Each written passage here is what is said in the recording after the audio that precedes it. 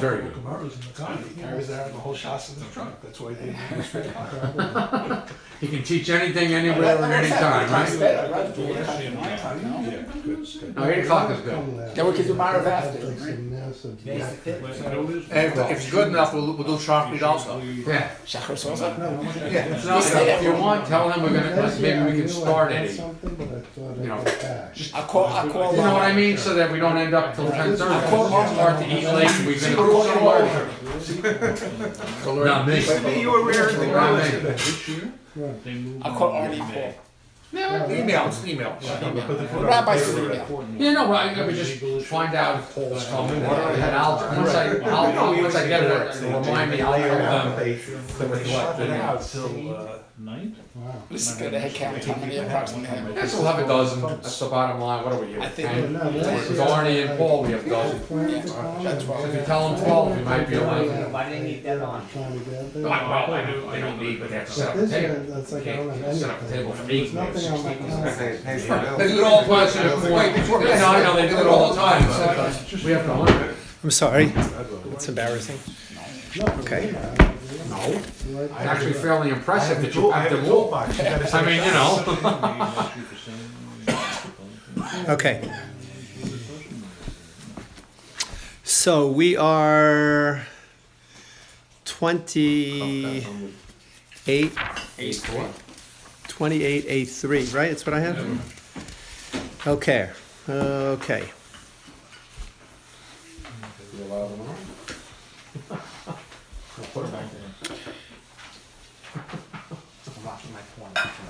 Okay, so the last thing that we discussed was we're continuing with this idea of whether or not mitzvos are given to us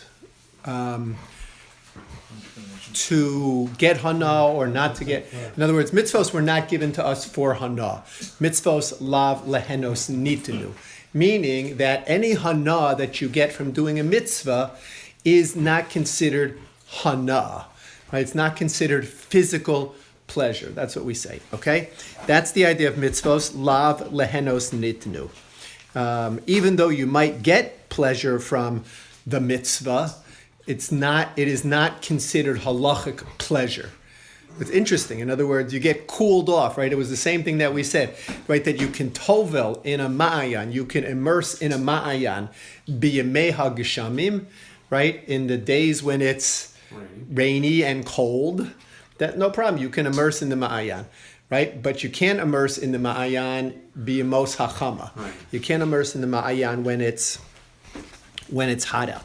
So that was the last thing that we said. Said hamoder hana'a mima'ayan, somebody who takes an oath not to derive any benefit from the ma'ayan.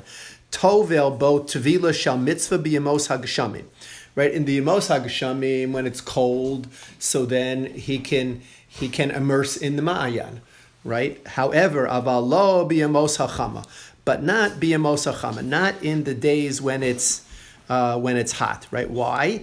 Because you get hana'as haguf. In other words, when he immerses in the mikvah, he's doing the mitzvah. However, if the mitzvah could result in hana'as haguf, so that's why we say, so to immerse in the ma'ayan that you said you won't get any hana from, you can immerse as long as there's no subsidiary hana. I'm not sure if subsidiary is the word I'm thinking of. Ancillary, right? Ancillary is the better. Thank you. Ancillary, as long as there's no ancillary hana.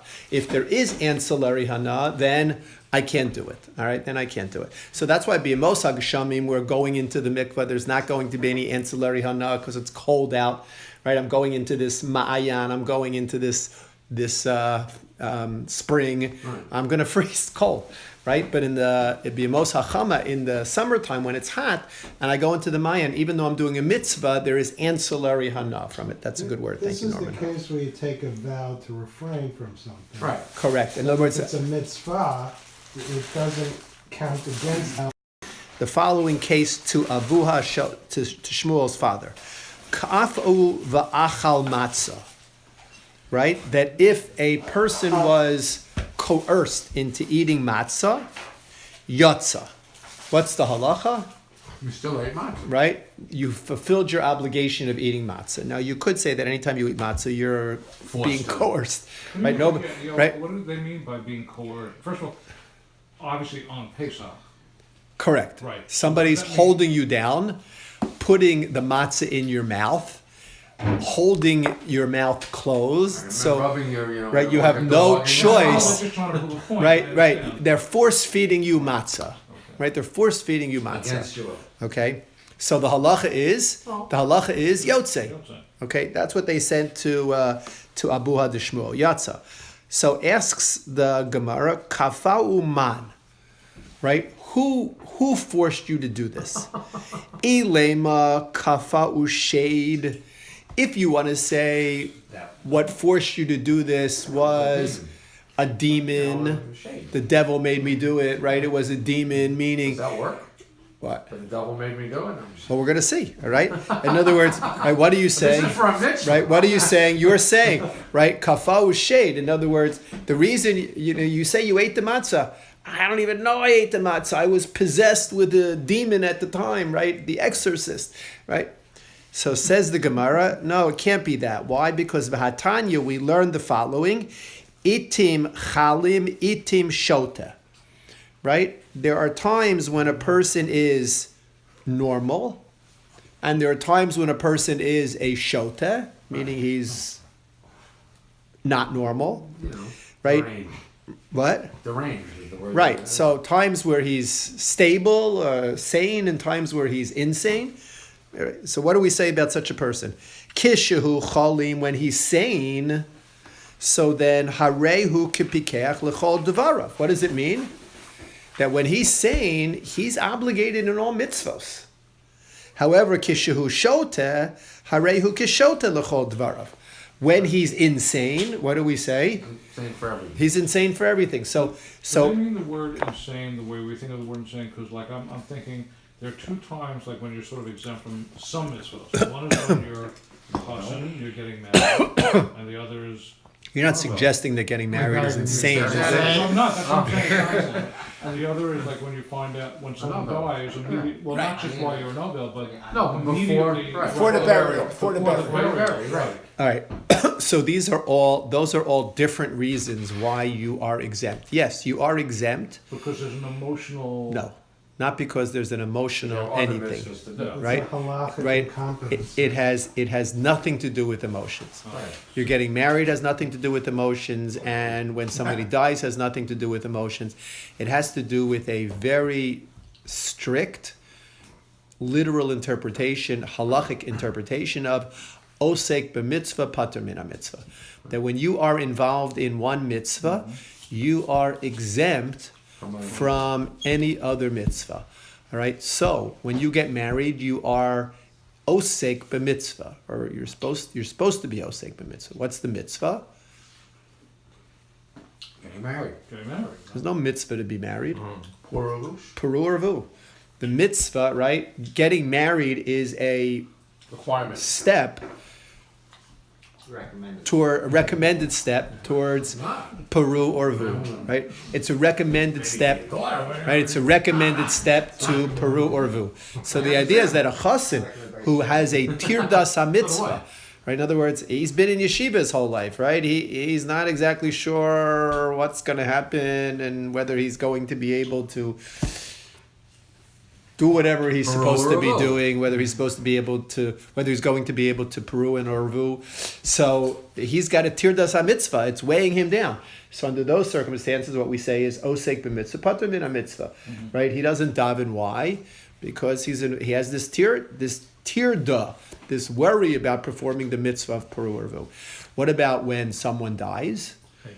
Right? When no, I know this- they're well, worried right, about the burial. right. When someone dies, so you have to be osek in the mitzvah of kavura. Right. All right. Now let's say this happened. Let's say you live in America. You have a relative who lives in Israel. Okay.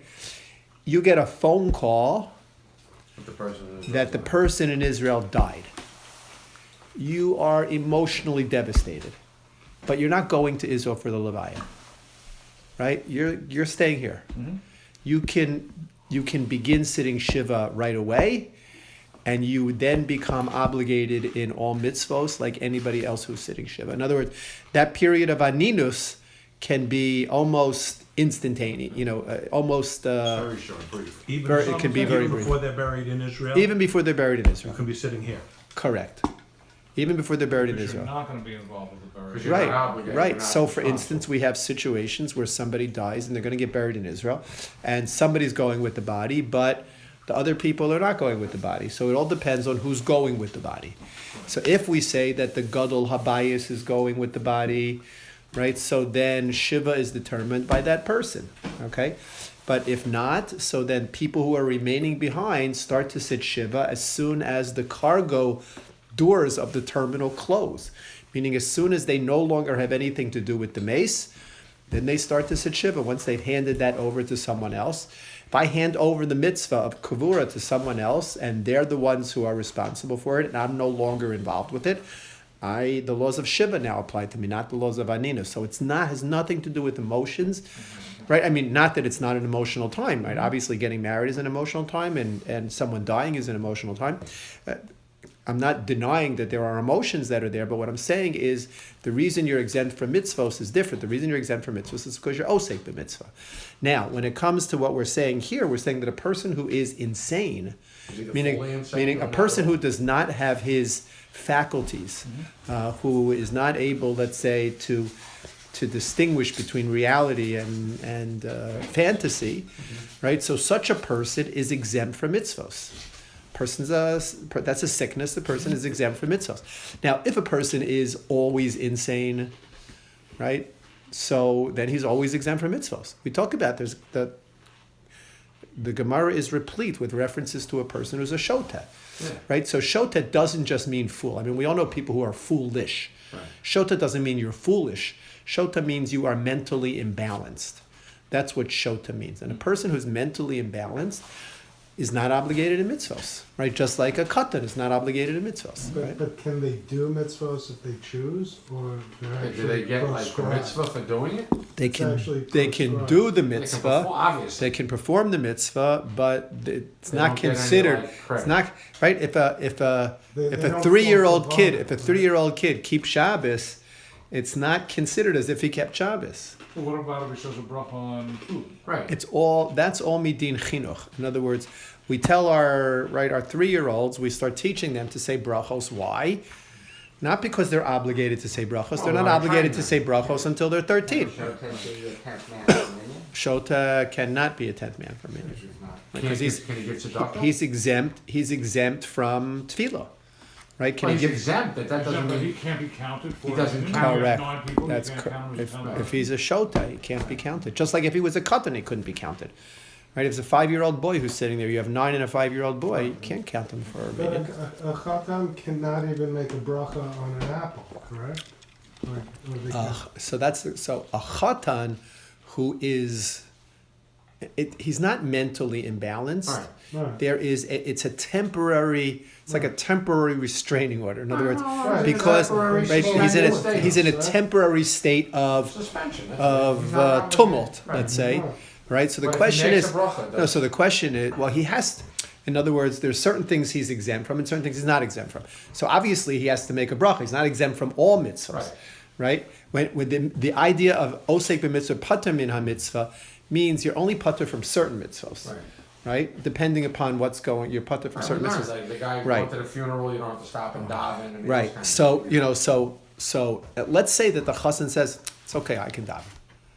Because I know myself, I'm not so tarud with the mitzvah, right?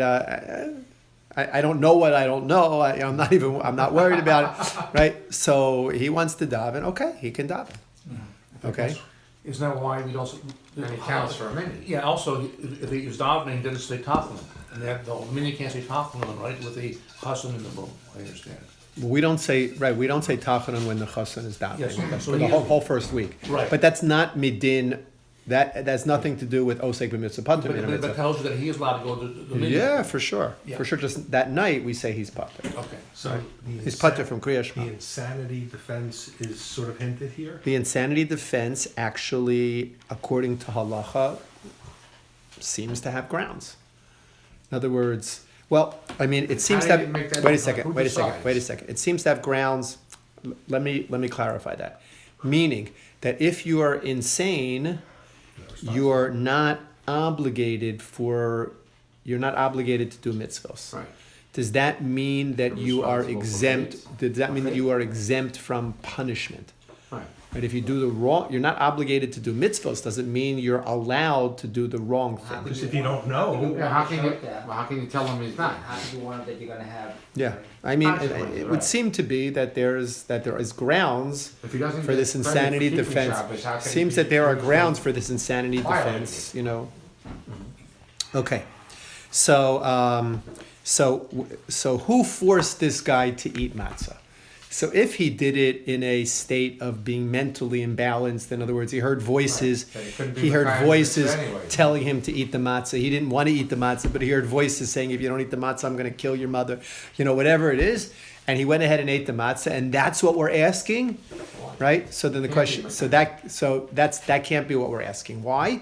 Because we know that if he's hearing voices telling him to do a mitzvah, he's exempt from that mitzvah, right? He's not, can't be Mekayim the mitzvah.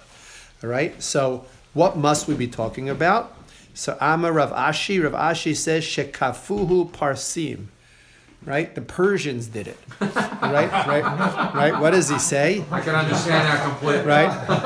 I completely Right? understand. The non-Jews. Here it's referring to Persian non-Jews. It's not, right? It's not referring to Persian Jews, it's referring to Persian non-Jews. Right? The Persian non-Jews, right, they did it. They forced this individual, they force-fed this individual to eat the matzah. Now look at Rashi.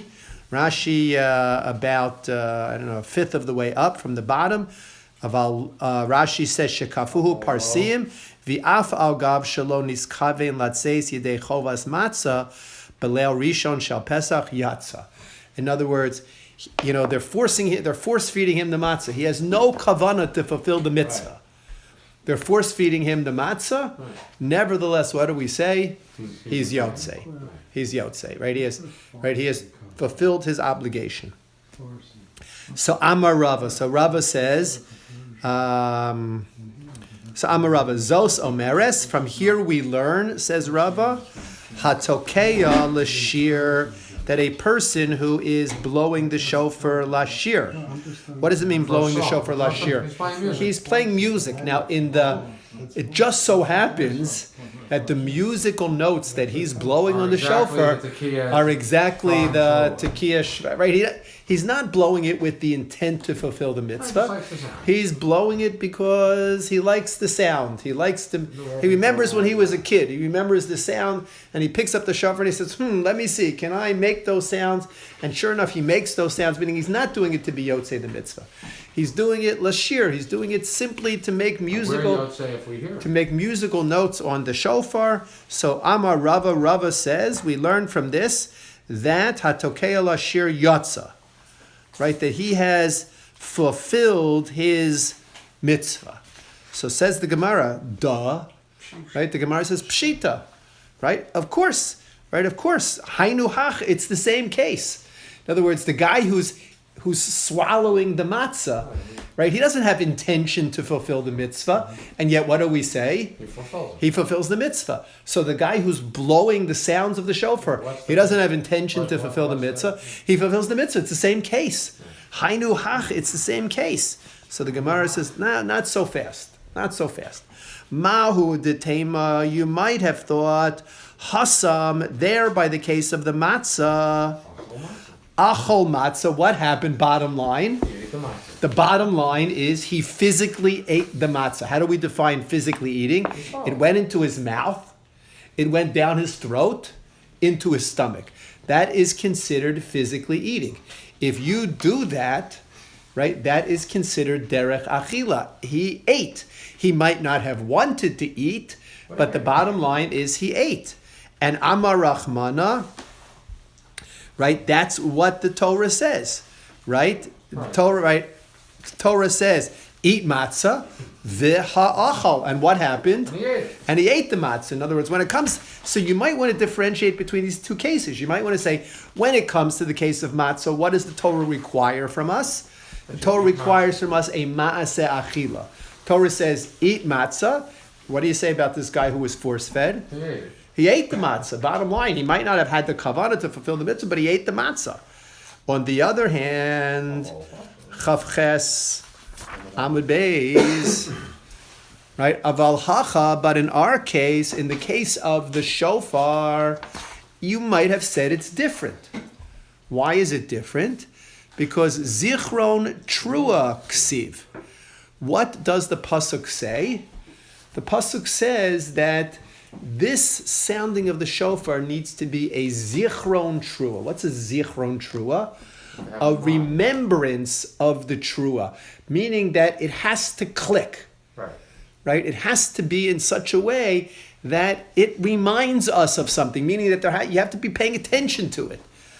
Vaha, and this guy who is blowing the shofar to make these sounds, he says, I remember I used to go with my grandfather to shul. I wonder if I can make those sounds with the shofar. And he picks up the shofar and he's no intention to fulfill the mitzvah. Says the Gemara, Vahai, and this guy is misaseku. What is he? He is considered misasek ba'alma. What is misasek? What is the din of misasek? Misasek means from the word asek, you're busy doing something.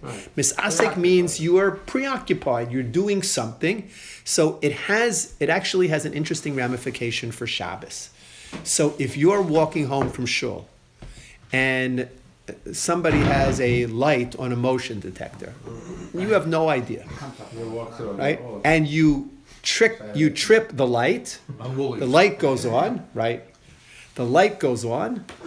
You're not obligated, The doors open right? on those. Right? You're not. Why are you not obligated? Because you were misasik. You were doing something that was perfectly permissible for you to do, right? Right. And that the light went on. There's nothing to connect the light to your actions halachically. Right. Because you were in the middle of, you were misasik, you were preoccupied, you were in the middle of doing something that was certainly permissible to do. Walking on the street or the sidewalk is certainly permissible to do. You were misasik, you were able to do that, and what happened? Boom, what happened was you wound up triggering the light. But what if you know though? Yeah, I was gonna say. So once you know, then you have to move around it. Right. In other words, once you know, it's no longer misasek, right? Once you know, unless And if you know, but you're really preoccupied, not halakhically preoccupied, you're walking, talking, oh my God, then you're not. You're not high, right? You're not the high. same way every week, and you know that. Yeah, but you could forget. No, but Yeah, let's say that you completely talking to forget you're somebody, talking to somebody. You don't realize. That's Okay. misasek, yeah, right. So if it's a motion-activated light, and you've caused it to come on by motion, and as it's on, but now you step away from it, it will go off. It'll go off anyway. Are you then obligated for turning it off? No, because even if you were just to stop and stand there, it would go off. In other words, motion detector, But you can't close the right? refrigerator. The motion sensitive lights. What happens to them? Once they're triggered, They go off. they stay on for a period of time that's independent of the motion, Right.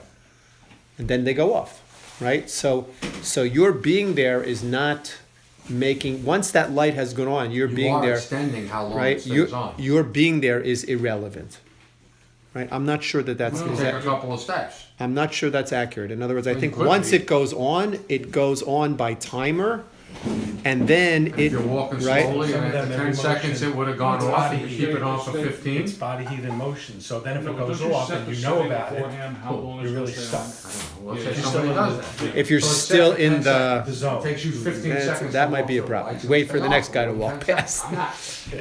I don't know how they Right, worse right, it. I Okay, don't know what the hell I- let's go. Okay, so that's what you might have thought. You might have thought that since by eating matzah, the Torah says the operative definition is eating, and the bottom line is that this guy is eating.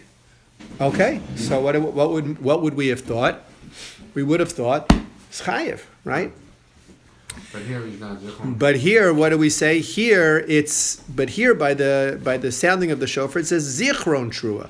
What might I have thought from zichron trua? That I have to have some kind of mental association to the trua. I have to be thinking about what the trua means. Vahai, and this fellow who is blowing the shofar just to reproduce notes that he remembers as a kid. V'hai misaseg ba'almahu. That's what I might have thought. Therefore, Rava comes along and says what? Rava says they're the same. Kamash Malan, they're the same. Right? They're the same. So what's Rava's position? Rava's position, so it's not a pshita, it's not a duh. Right? It's not the same thing as matzah. There was a reason to think that it might be different. Along comes Rava to teach us it's no different. And the bottom line is that hatokea lashir, a person who is sounding the shofar lashir to simply create musical notes, has no intention of fulfilling the mitzvah, that person is yotzei, he's fulfilled his obligation. So, Alma, from here we derive kasava Rava, that Rava must hold mitzvos ein tzrichos kavana. What does he hold? That mitzvos do not need kavana. All right, mitzvos do not need kavana. Let's talk about a various.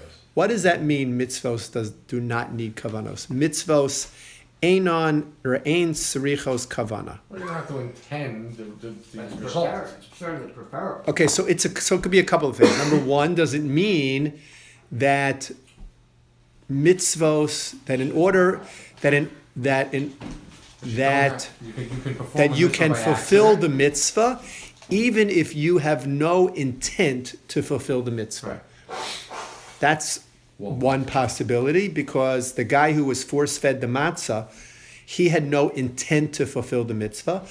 The guy who's blowing the shofar just to mimic the notes that he heard when he was a little kid, he had no intent to fulfill the mitzvah. And the mitzvah's been fulfilled in both cases. So maybe that's what it means. But what about the person who isn't even thinking about what he's doing? In other words, he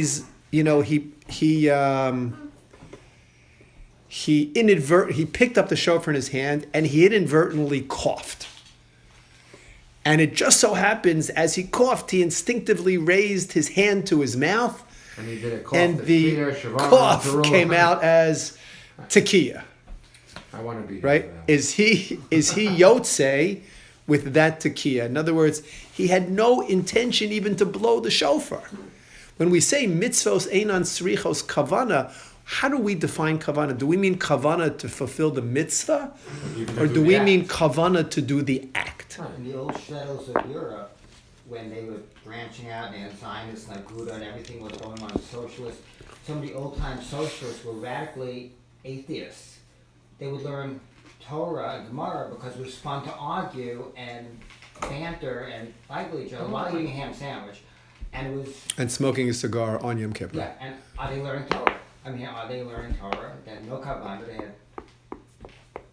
Well, they had kavanah. They had the kavanah of intending to learn the Torah, not for the purpose of the mitzvah. So let's see. So Alma, the Gemara wants to say kasava Rava mitzvos ein tzrichos kavana. The mitzvos don't need kavana. So the Gemara is going to question this statement of Rava. Esvei, the Gemara asks the following question: Haya korei baTorah. If a person was reading Torah, vihigia zman hamikra. In other words, what was he reading in the Torah? He was reading Kriyat Shema. In the Torah, he was reading the Torah, and he just so happened to be reading the section of the Torah that contains V'ahavta, the first paragraph of Shema. V'higia zman hamikra. So says the Brisa. Says the Mishnah. Im kivein libo yatsa, v'im lo yatsa. What does the Mishnah say? If he has intention when he's reading, yatsa, he's fulfilled his obligation. And if not, he has not fulfilled his obligation. So, what's this case? The case is, I pick up a chumash. The Shema is special. I mean, it's B'hafta es, Kol Vavcha. You're saying it in the words that you're Does everybody who says the words, did they think through that? No. But here, in other words, But Here he's Eddie, not I can saying make the the words, difference. he's I just could reading say, by accident. I could say, in that case, at least you're in davening, and you know maybe your the modality is Well, why right. would you be davening in the Right. first place if you didn't So, have some intent? but here we're one step removed. Right. Here he just happens to be reading Torah. He picks up the Chumash. He says, "Let me read through practicing something reading today." Hebrew, that's all. Right? He picks up the Chumash. He's practicing reading Hebrew, even better, and he reads through. He opens up the Chumash and he happens to turn to Shema, and he reads through Shema. So has he fulfilled his mitzvah of Shema? So the Mishnah says it depends. In kivein libo, if he has kavana, yes, and if not, no. So what did Rava say? Rava seemed to say mitzvos Don't need einan srichos kavana. They don't need He kavana. said what I said. This Mishnah seems to contradict Rava, because this Mishnah seems to say that you need kavana. How is Rava going to resolve this? He doesn't follow it. That's- Right. He can say maybe it's a different follow the Amora. Mishnah. Different Amora. No, it's a Mishnah, so you say it's Oh, a different oh. Tana, right? You can't say that, right? The different Mishnah, Tana. Different Tana. once it's a Mishnah, Okay, you're different Tana. stuck, A different Tana. right? So how does he answer? But So, you said it didn't right. apply to one in the first place. You made that up. So Rava will say, now, so part of the question the Gemara is going to ask now, my lav kivein libo lotses, right? It's adding this important word, right? The Mishnah said im kivein libo, right? If he paid attention, so the Gemara assumes that the question, in order to ask the question, the Gemara is assuming that the statement he paid attention means he paid attention to fulfilling the mitzvah. Isn't that what paying attention means? It means paying attention to fulfilling the mitzvah.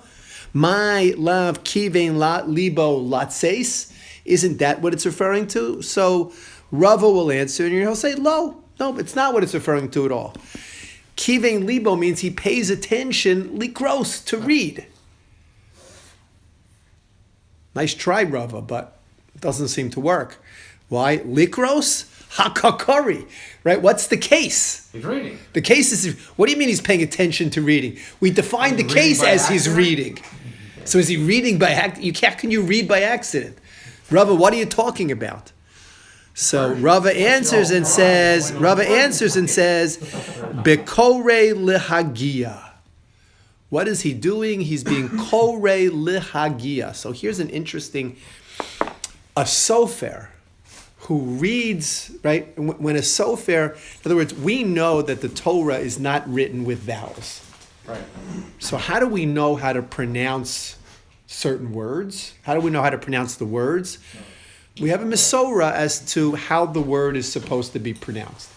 So the word could be totafot, but it's written without vavs, right? It's not written totafot, it's written totafat. In other words, the last vav is missing, let's say. Or maybe the middle vav is missing. Totefet, right? But we know when we're supposed to read it, it's supposed to be read as totafot. Now, if I'm a sofer and I'm reading a Torah to check the spelling, I am accustomed to reading that word not as totafot, which is how I would read it if I was saying Shema, but I am trained to read that word as totefes or totafas, whatever it is. I need it to be written In other words, wrong. I read it the way that it's written, not the way it's supposed to be read. That's what it means, bekore lehagia. In other words, the sofer is reading it like he would read it to proofread. The way you read it to proofread is different than the way you read it to fulfill the mitzvah. So so Rava has successfully defended himself. In other words, this Mishnah is not a proof that kivein libo means you have to have kavana for the mitzvah. Because Rava can explain this Mishnah to say kivein libo means you have to have kavana to read it properly. Right. He didn't have kavana to read it properly. He read it totefet, right? That's not considered reading it properly. He didn't have kavana to read it properly. right? And Rava maintains that if he had read it properly, even though he wasn't thinking of fulfilling the mitzvah of Kriyat Shema, if he had just read it properly, he would have fulfilled the And mitzvah if of he had Kriyat Shema. kavanah to fulfill it and read it wrong, he wouldn't? He would not. If you have kavanah to fulfill it and you don't read it correctly, you haven't done the mitzvah. So if you read one word wrong in the entire Shema, I mean, you don't get anything. If you read the word incorrectly, Right. you haven't said Shema. You read the word, you have to be very careful. If you read the word incorrectly, you haven't said Shema. Oh, okay. Because Shema requires you to read all of these words, right? No, There's I no understand. difference between reading the word incorrectly and reading it as totefet. That's also incorrect. In other words, his intention is to read it. right, but even if you have intention to read what it I'm asking. correctly You and think you you're don't, Right. you haven't fulfilled the mitzvah. What if you don't realize that you've read it incorrectly? Okay, so then that's like anything else. You did it b'shogeg. You did it b'shogeg. You made a mistake b'shogeg, and do you get the mitzvah? If you do it b'shogeg, you get some credit for the mitzvah. Some credit or not. You get credit to the extent. Yeah. But again, reading the words correctly in You gotta English, read right? the English words. Let's say you don't read the English words correctly, so that's it. Okay.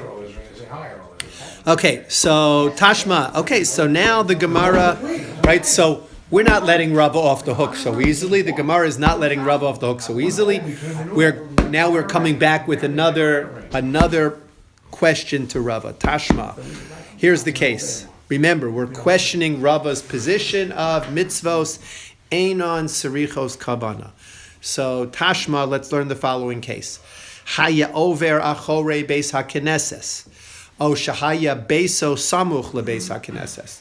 What happened? You happen to live next to shul. You live right next to shul.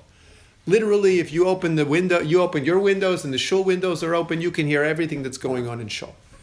Right? So you happen to be living next door to shul, vishama kol shofar. And what happened? And you didn't make it into shul that year, but while you're in your house, you heard the shofar. Now you're right next door, you heard the shofar. Oh, call Megillah. Or it was Purim night and you didn't get to shul, but you happened to be living right next door and you heard the Megillah. So what's the halacha? So says the Mishnah, Im kivein libo yotza ve'im lav kivein lo yotza. Seems to be the same as what we said before. If you kivein libo, if you had kavana, you're yotze. If you didn't have kavana, you're not yotze. My love im kivein libo latses. Doesn't this im kivein libo mean to fulfill the mitzvah, that you're paying attention to fulfill the mitzvah? And therefore it would be a question on Rava. Right. So Rava will answer and say, no. You had kavana lishmoa. Right? Wait a second. You had kavana lishmoa. What's the case? Lishmoa v'hashama. Right? The Mishnah says, you heard the sound of the shofar, or you heard the sound of the Megillah. What do you mean, Rava, what are you telling me you had kavanah to hear? By definition, you heard. That's the case. So Savur, Rava says, no. Savur chamor ba'almahu. He heard the shofar, but what did he think? He thought it was a donkey braying. In other words, he heard the sound, but he didn't focus on the sound as a shofar sound, right? In other words, the Mishnah is not saying that he needed to hear the sound and to have kavanah to be mekayim the mitzvah. He needed to hear the sound and have kavanah that it's a shofar. He needed to have kavanah for hearing that it's a shofar. But if he heard a sound and he thought the sound was a braying donkey, You don't think it's right? matzah, you're not mekayim? Was it? Well, I don't know You don't know about it's that, matzah. right? If you thought you're just eating stale bread or something. Or let's say you didn't realize you were eating. Right. That might be a different story. Let's say you didn't realize you were eating. Right. Or let's say you were unconscious and they they force fed you. Then you would not be not be yotze. mekayim. Right? You would not be yotze. But here, right, Rava says, no, this is not a proof against me, because maybe when he heard a sound, he thought it was a braying donkey, a barking dog, What do you think Right. the Megillah was? right? Or he heard the Megillah. He heard, he thought it was people talking. Right, he heard the Megillah. He thought it was people talking. Thought it was people talking. He didn't know it was the Megillah. Okay. In other words, he had to pay attention. So this doesn't contradict Rava either. Okay, Esvei, we're going to try again. All right, Esvei, we're going to try again.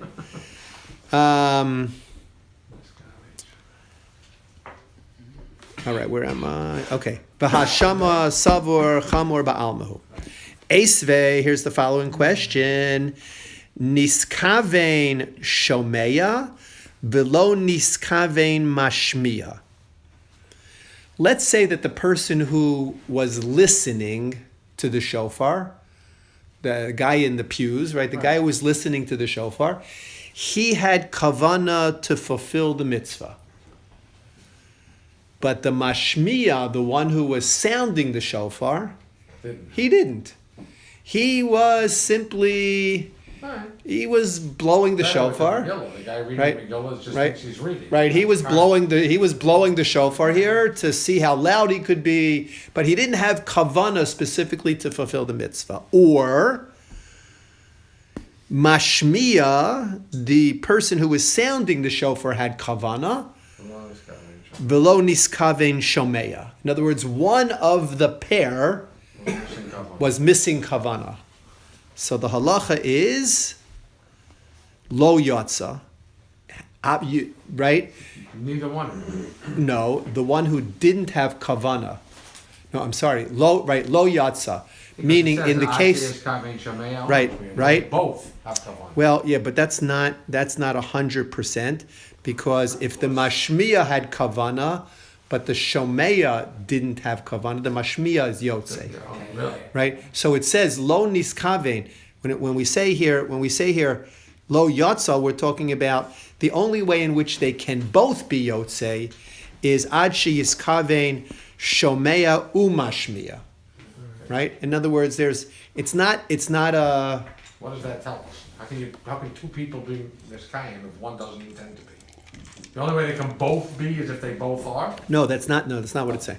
In other words, That's what it the says. person, Right. the person who's listening. The only way, what it's really saying is the only way that the person who's listening can be yotzei the mitzvah is if he has kavana And the person the person who's blowing has kavana. How does he know that the How do you know? blowing Exactly. does not have Kavana. kavana? Well, How does he know that the person does? Right, well, it does not. How do Right, you so know? or does not? Well, that's why we Sure, you take it in shul we make announcements and we say that we remind the Baal Toker to have kavana for everyone else. It doesn't mean it does. Isn't there presumption?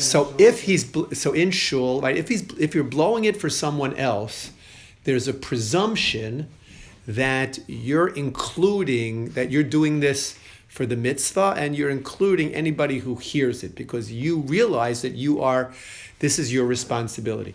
But let's say that You didn't know anybody let's say you were in your house Right, you don't know anyone was listening. and you didn't know anybody was The listening. window's open, there's a guy outside. Right? You didn't know he's anybody there. was listening, right? And you did not have kavana to fulfill the mitzvah. You were practicing, right? You didn't have kavana to fulfill the mitzvah. He heard you.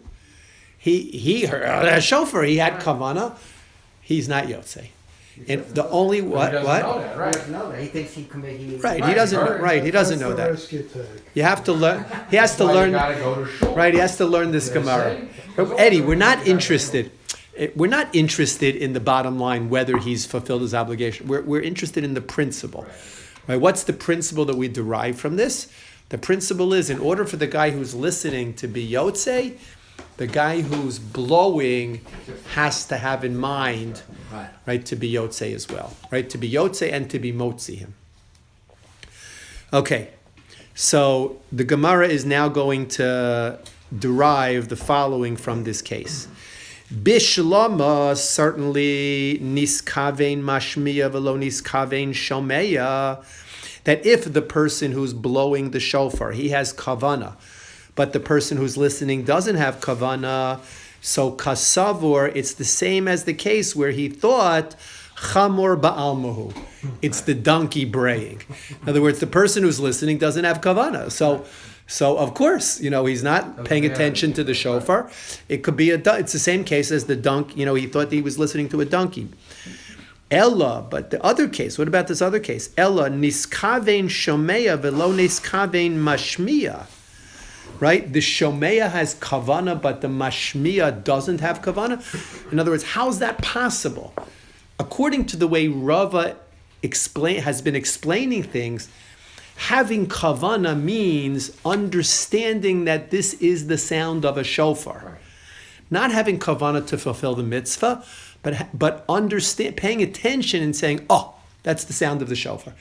So we understand if we say the Shomea didn't have kavana, because we learned that case, right? The Shomea doesn't have kavana. What does he think the sound is? Thinks it's the sound of a braying donkey.